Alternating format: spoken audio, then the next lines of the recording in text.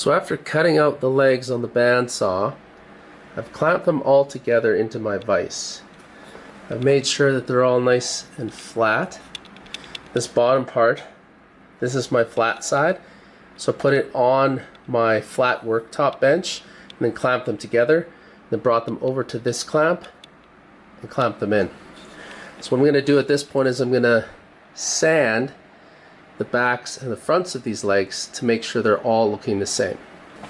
I'm using the Festool RO150 with 40 grit sandpaper. It's very aggressive, but I find it works really good for curves. If I use something like a 220, I find if there's a bump, it'll just kind of smooth over the bump. If I kind of go over this really lightly with 40 grit, it'll actually take out a lot more bumps.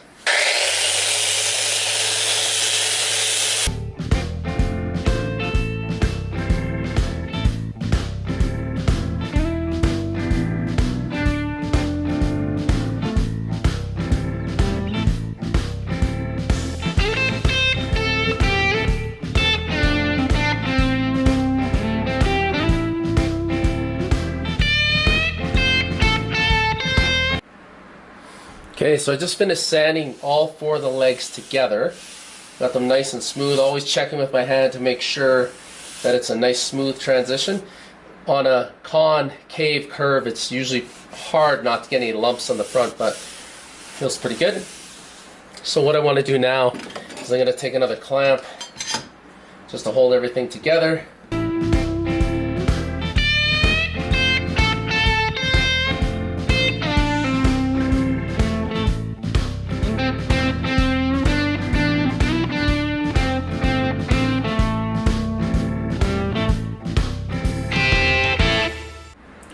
So just a couple comments about sanding here.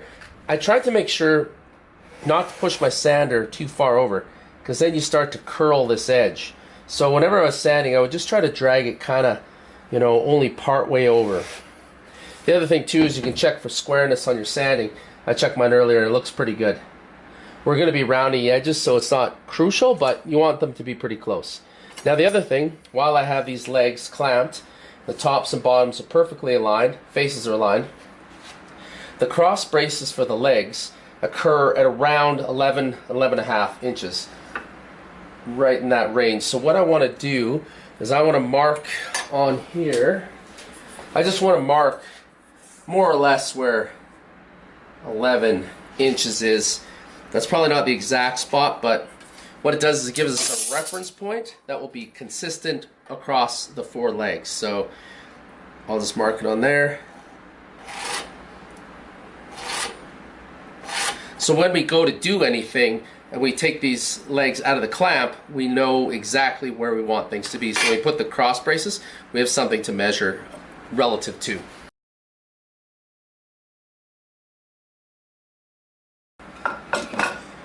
So now we have four identical legs. So just a quick review of what we've created so far. We took two pieces, glued them together, and made the top. This top is 1 1/8 inches thick, so about 18 inches long and 12 inches wide. We've got our legs here. We put a nice curve on the bandsaw and then sanded them. 4 of those. These are the blocks that we're going to use to make our cross braces. So essentially, these will go in between here. We'll thickness, and then we'll also cut a shape out on the bandsaw. So we've got 2 of those. We've also got these 2 pieces that I cut. We're going to be making a cross with those. We're going to put a dado in there and connect them, and that's going to be the cross brace for the 4 legs. So we'll have 4 legs going around. So that's what we've created so far. Okay, what I'm going to start doing right now is I'm going to start working on the spanners between the legs. So basically that's the piece that's going to go between the 2 legs to connect them. And what I want to do is I want to make a nice transition on the top and the bottom. But the legs, I make them opposite. So basically I make a shallow curve on the top and a bigger curve on the bottom. And on the other set of legs, they're going to be crisscross with each other. It's going to be flipped over. So I'm going to have a deeper curve on the top and a shallower curve on the bottom. I've got a measuring device and a couple of drawing tools. The way I've made this is to have 2 different curve sizes. So The block of wood is 6 1/8 inches wide. It is 3 1/4 inches tall, essentially. What I want to do is I want to start by making a curve that is 3/4 of an inch. So basically what I'm going to do is I'm going to measure 3/4 of an inch. That's how deep I want the curve to be. Draw a line straight across.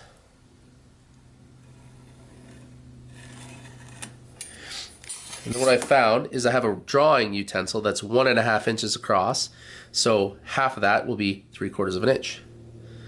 Just line the line up and line the corner up. Draw a curve.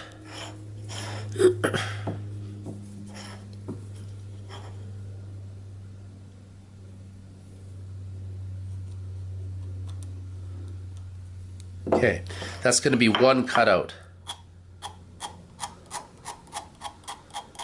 And it's 3/4 of an inch deep. So we take 3 1/4 minus 3/4. That leaves us with 2 1/2. What I want to do is I want to make that half. So I take 2 1/4. Half of that is, 2 1/2 divided by 2 is 1 1/4. Mark that.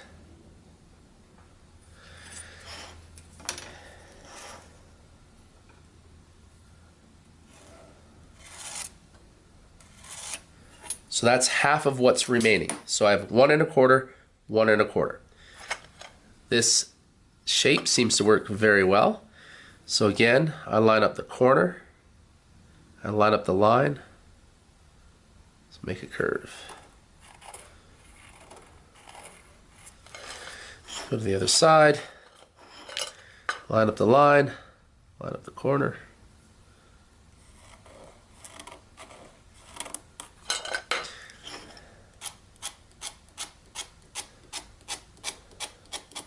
So I'm going to be cutting out a 3/4 inch and a 1 1/4 inch. Then we'll have this spanner with nice curves on it.